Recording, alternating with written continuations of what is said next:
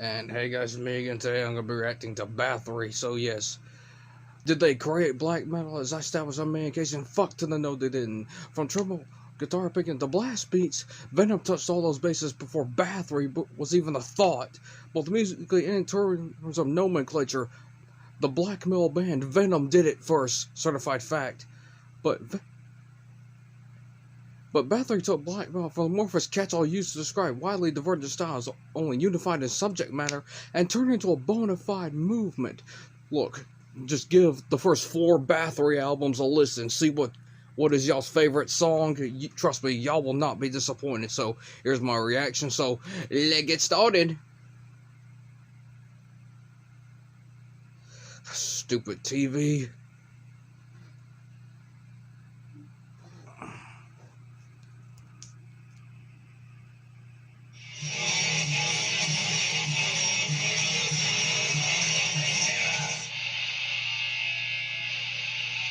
Bathory.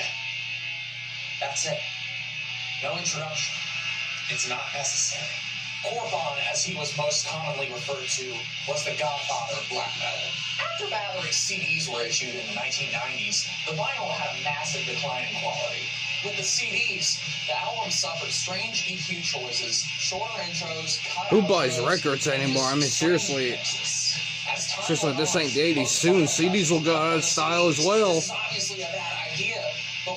Well, with the invention of YouTube and everything. Generations of Bathory fans are used to these remastered CD sounds and not the original mixes, which are nastier. I'm here to speak out about the awesome early presses of Bathory's best albums. Bathory's first album, 1984. It's 27 minutes long, but whoa! It's just like Brain Oil's album. It's short, but you get this massively fun and energetic rush from listening to it. Of course, Venom's first couple albums and Hellhammer's material, they were all really awesome. And hey, Hellhammer might actually be a little heavier, but in the evil department, this one obliterates both bands. Oh my god. This thing is a destructive nightmare for hell! So this is the under one flag edition, and from what I understand, the intro is shorter than on the Black March version, and the guitar's mid-range has been boosted a little bit. Oh, and by the way, if y'all want patches on them without the pentagram, go out and buy them.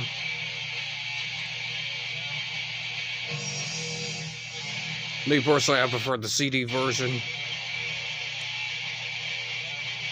So go out and buy them. Say that any 80s pressing of this album will destroy you with one swoop. Bad day at the office? Bathory! Your friend screams at you in a hurtful way for no reason? Bathory! Financially screwed? Well, blame the system and Bathory!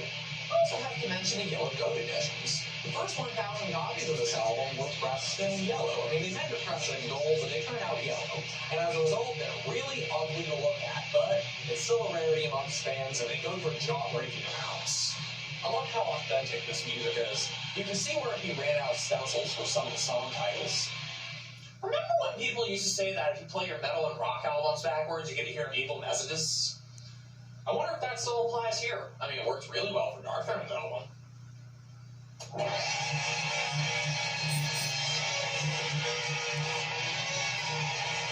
The Return of Darkness and Evil. It's better than the first album. Or it's simply titled The Return. Better songs, better production, better atmosphere, colder, and it's just all around more evil. It's just like Creator's Endless Pain. It was recorded in a good studio, but you can still notice the occasional slips. These slip-ups exist because maybe they didn't have enough time to retake the song, but I feel like it just adds more to the rawness of the album. The song Born for Burning is the type of song where you want to build giant speakers into your yard, blast it to 4,000 decibels, and rumble the earth with it for all the world to hear. Could you imagine flying across the ocean and seeing the sharks go crazy? Sorry for my bad camera quality. Because of the rumbling and roaring of Bathory? Whatever about the apocalypse, I want to see that day. Hi, Mr. J. If there's a more evil album than The Turn Return of Darkness and and Evil? Ooh, Holly. Under the Sign of the Black Mark would be a fine album to accomplish the most diabolical plans. And it would be perfect inspiration for killing Patsy. It's over, Joker. It's the greatest black metal album of all time. Black Mark reissue. Now I know what you're thinking. But you detest those! As it turns out, this was sourced from a source tape, even though it was a weirdly weathered one. And given that the original one doesn't sound that good anyway, I'm happy with the $20 purchase that I made. Besides, I bought this album long before I saw the originals of the other albums. Anyway, the big production, the vocals, and the songs all add to this strange, cold mystique that is hard to match by other black metal bands. This is the type of album that you just want to stomp around, raise zombies, and get them to fight witches. I'm having trouble finding new things to say about this album, but I'll say this. Even though all the songs are really good on their own, they're better to listen to as an album. Next up, Tori Amos, Under the Pig. This guy's crazy. Wait for it. There it goes. Blood. Fire.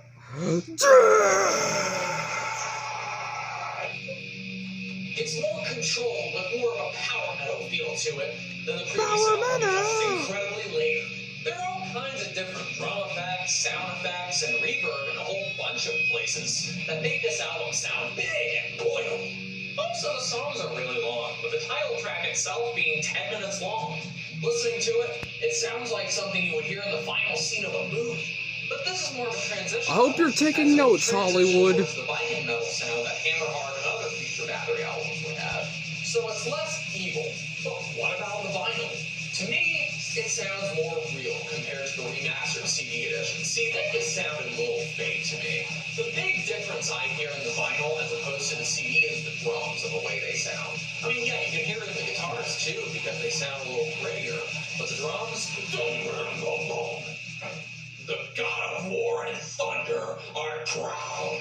The last album we're gonna talk about is Hammerhard. He's nuts. Now he sounds like Richard Nixon. This is a really groovy artwork, man. This is the first Viking metal album Bathory would do. It's not easy, No, listen to Blood, Fire, Death. And gritty and filled with that dark, awesome power. Where Bathory will start to experiment with Viking metal. The drums and many other things on this album are electronic, but it's not an overpowering presence like on some of Morbid Angel's albums. The songwriting is thought through really well. Of course, the songs all relate to Norse mythology, because Norse mythology is awesome. You'll notice that certain black metal bands in Norway and Scandinavia, they'll all talk about their waves of Satanism and then converting to Odinism. Well, they obviously got some inspiration from Bathory. So what can be taken from us? That you can't just buy albums anymore. That's too much of a risk. They could be sourced wrong. They could be sourced from the CDs and end up sounding terrible. It's really annoying that now you have to do this, but if you're looking for great sound quality in your albums, this is what you have to do. In any case, these Bathory albums are treasures and should be embraced by every metal person in the world. I wear this shirt with pride. As soon as you have these albums, in addition to these, your collection can end at any point. Hail Corbin! Wait. And yes, I would highly recommend that shirt.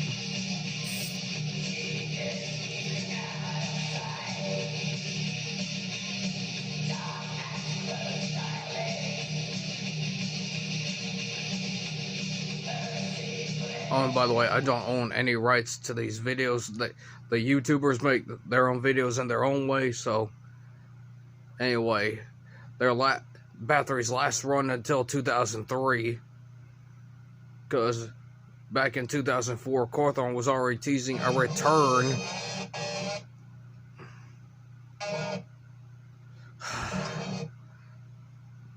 Fuck. Shitty internet. Word of advice, people, never get shitty internet.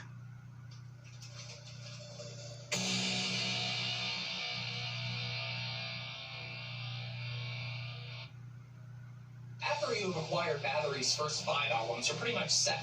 You've already gotten their most evil, wrenching, brain-rotting masterpieces.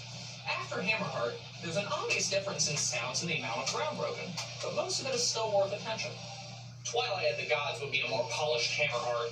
It's longer with more symphonic arrangements, but more Twilight of the Gods, I can kind of take or leave. on its own this time. It's a more dynamic album than Hammerheart because the sound is bigger and the drums are pushed back a little bit. There are more backup vocals here, and sometimes it sounds like a chorus singing when really it's just a bunch of Qorthons. With a lush atmosphere, the acoustic guitars, the Norse lyrics, it is the truest definition of Viking metal. Vocally, Qorthon is a better singer here than on Hammerheart. He sounds more practiced and his voice fits better with the music this time. He still can't sing, but it's nice to hear that he's trying. With this album, he tried to have a wider vocal range, but there are a lot of high notes that he just can't hit. There are also occasional narrative moments where he's not singing, but he's narrating the story of the song, such as on Through Blood by Thunder. I think Phil Alterman said it the best. His vocals are out of key as ever, showing why he has to refrain from doing live shows. The songs are mostly mid-tempo and slow. Certified fact, Bathory did do live shows in the early going, one-off days, backyard barbecues, birthdays, and bullshit. The guitar seamlessly switched from electric to acoustic in a matter of seconds. And the electric guitar tone has a power metal sound to it. I personally think that the songs could have been shorter, but it's a brilliant album. But this isn't a casual listen. This album demands your attention, so you have to be ready for it. My favorite songs are the first three. The title track, Through Blood by Thunder, and Blood and Iron. If for some reason you only feel like listening to the first three songs on Twilight of the Gods, then guess what? The 2003 CD has all three of those songs in one track. So that's a 30-minute song that you have to listen to. Oh, that sounds kind of long. The same label that told Edge of Sanity to cut Crimson into different tracks because one 50-minute song was just too much. In fact, the Black Mark CDs and vinyl have all kinds of pressing issues. You would think that Network pressed some of these. But record pressings since the early 90s have been quiet and noisy, and since the early 2000s, a lot of them have been sourced from the CDs. And some of these albums are long and desperately need 2 LPs, like Twilight of the Gods. But instead, they turn the volume down and just put it on 1 LP so it doesn't have a lot of detail. As for the 2003 CDs, some of them mysteriously combine songs. Like the first 2 songs on Octagon are mysteriously in one track now. The Woodswoman and The Lake on Blood on Ice are also put together. And on the albums that didn't have the Words of Mayhem outro at the end, they now have them. Twilight was meant to be the final Bathory album, as he felt like he was out of ideas and wanted to focus on other things. But then came Requiem. He decided to take it easy, Pistol fuck the haters. Requiem rules, bitches. Buy it. 34-minute thrash album. What we have here is an album that's fast, rifflicious, and angry. It sounds like a cross between German thrash and American thrash. Instead of doing his Just give it a listen. Qorthon is doing death growls. I also really love how he's going all out with the guitar solos here. They're crazy. Also, Bathory the band is back. He's no longer working on his own. The production is also relatively low fidelity. You can hear the bass. That was a good thing, because Jonas Åkerlund needed a break from directing music videos and films. Maybe if this album used real drums, it would have sounded better and been heavier. But maybe it's a good idea that he used a drum machine here because now he's playing on time. Still a bit sloppy, but a lot less. Now, the original album has a significant malfunction. Normally, the songs on the CD are listed in the order they appear in, but no, somebody was so OCD that they put the songs in alphabetical order. Maybe the name of this album should be Requiem for Common Sense. All I'm going to say is that this is something that the 2003 reissue corrected and got right. Now, the riffs aren't always memorable, but there's a lot of great palm muting, and there isn't a lot of variety between the songs either. Even the artwork isn't the greatest, but it's fitting. It's Bathory's Death Fest, an album for the thrashers. It's the first Bathory album since Bloodfire Death where I've been able to headbang like a madman. And yes, I do recommend you listen to the Favorite songs are I recommend you listen to the first 3 Jubileum albums that Bathory has. It really sucks and I hate it. Next album, Blood on Ice. Wait. Halt! Who are you? Are you me? Yep. Hi, me. I'm the real me. That's a nice twist. Anyway, you can't just skip Octagon. Really, Megadeth? Yeah, but if I talk about how bad it is, people are just going to want to hear it for themselves, and I'm trying to spare them of the agony. Why not just talk about the good things? What good things? Okay, point taken. But why not just take the negative things and turn them into positive? Genius! I think I get what you're saying.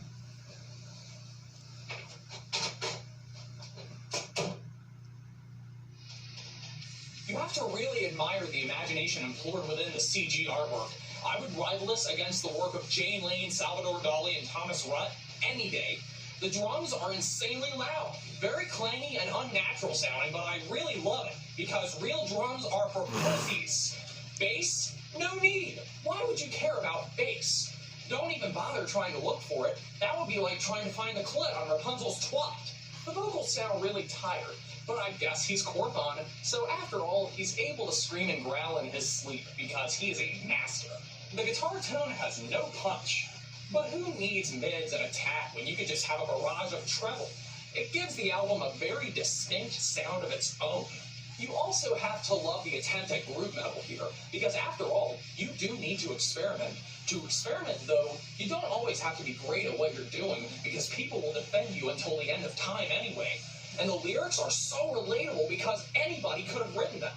And they took a lot of effort to write, with some of the songs having random one-word lyrical lines thrown at you. Wah pedal riffs and solos and songs like Grey come from nowhere. But why be so predictable all the time when you could just do whatever you want whenever? Sometimes the pacing is slow, but that's good because you don't have to pay attention all the time. The evil sound of Requiem, who needs it? The riffs sound like Slayer. Because why do signature Bathory riffs all the time? Corthon needed a break, but it's one of those albums that you buy because Bathory's name is on it.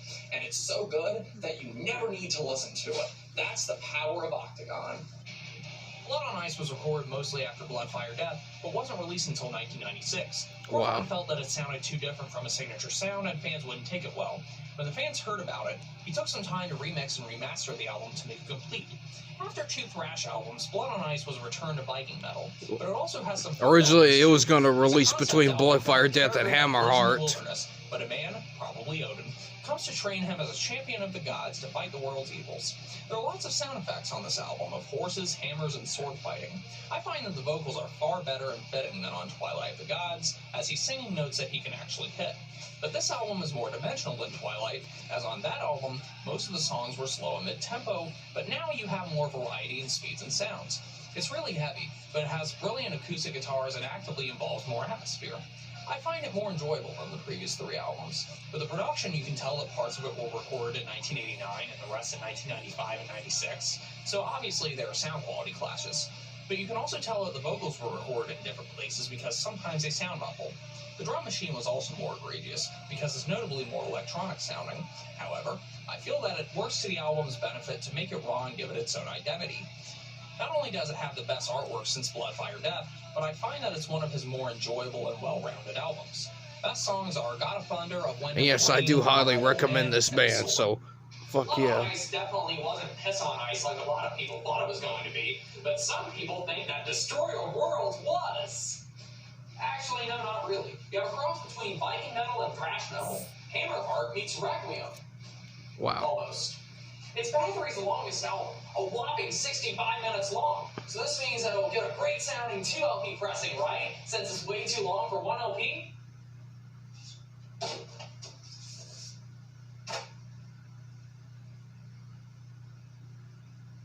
So this is the quietest sounding record that I own. But this is really noisy. And even when you turn it up really loud, it still doesn't sound good at all. But that's not the only pressing problem that this album has. The track listing is wrong on the back of the album. Tracks 4 and 5 and tracks 8 and 10 are switched. Even the CD got this wrong. Seriously, this album came out in 2001. Everybody involved in the making of this album have been in the music business for decades. Maybe the title of this album should have been Destroyer of Logic. Anyway, Lake of Fire and the title track are great starters for the album. Lake of Fire! Comes in and the weird vocals return. Just listen to Death from Above. The vocals are not good, but at least he's trying. Pestilence is back to the angry moments of Bathory. The song Bleeding is Corthon shouting bleeding over and over and over again. I don't really like it. Now, the drums sound better than anything recorded since Twilight of the Gods, and the guitar work is actually pretty heavy. Of course, everything still sounds muffled and the vocals are low in the mix, but it's an improvement. It's a heavy album, but it feels like a stereotypical biker metal album, too. Now, as far as the style of music, it changes from song to song. Sometimes he wants to play thrash, sometimes he wants to play Viking metal, and other times it sounds death metal-y. I also think that this album should have been shorter. It gets old after a few songs. Not necessarily a bad album, but it sounds kind of tired. It's like he was out of ideas and he just felt like jamming. Felt like Corthon was burned out. But an okay album. Let it pass. 2003 saw the release of Nordland 1 and 2. Nordland, the land of Nord. Now we have these albums that are masterpieces. How do you make a track that tuberculosis is fucking catchy? Corthon, bitches, that's how. If he knew he was gonna bite the big one soon. Everything the past several albums got wrong, these albums. And yes, Corthon passed away of a heart attack back in 04 to previous heart trouble. While listening to these. Plus, his voice is now at a lower register and it sounds great. Unique, savage, marching, and back to the glory days of the earlier Bathory albums while still being their own animals. The choral vocals are better than ever and the lyrics are well thought out. The first album in the set is more Norse-driven with folk elements, and the second album is more chaotic and guitar-driven, having more Viking metal elements. On the first album, the title track is absolutely amazing, and so is Ventureblot. Extremely heavy. Ring of Gold has beautiful acoustic guitars. The guitars are actually in tune this time. And the atmosphere of both of these albums, it's rich and it's cold. On the second album, you have songs such as Seawolf and Vinland. Really brilliant material. It's like he wanted to try something different with a style that he already established. The whole set is catchy and mind-blowing, full of great melodies, wonderful songwriting, and highly dynamic even during the calm and chaotic parts. You might not even notice the changes that go on. These albums aren't all bad. In fact, the Northland albums were masterpieces, the 90s Viking metal albums were very well written, and Requiem was a guilty pleasure. For some of these albums, though, you have to be a big fan of the first few to really enjoy them. However, you have to understand that Bathory didn't just innovate and perform mind-blowing black metal, but they did other styles too. It's just too bad that as important and groundbreaking as Bathory was, these albums have been plagued with pressing problems. If you're going to talk about what Corthon would have wanted, then he wanted things his way, but he also originally, as far as we know of January of 2004, or he was already teasing about returning to the black metal roots, but he never even had the chance because he died that same year. So anyway, hope y'all do enjoy this video. Please do leave a like and don't forget to subscribe to my channel and do follow me on Amino and TikTok. And yes, I'll see y'all next video.